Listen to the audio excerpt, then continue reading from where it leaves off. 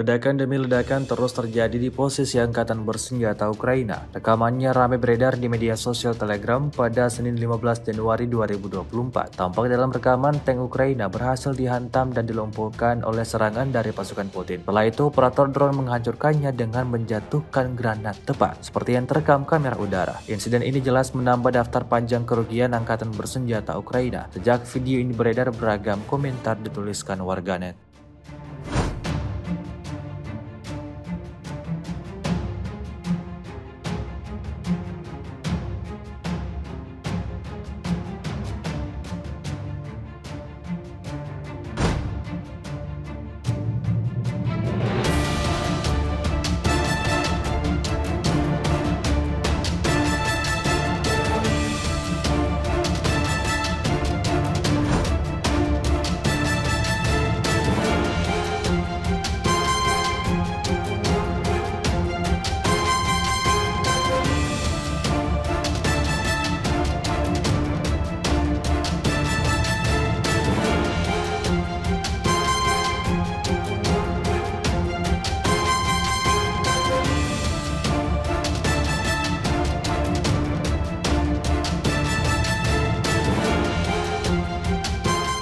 Download Tribun X sekarang, menghadirkan lokal menjadi Indonesia.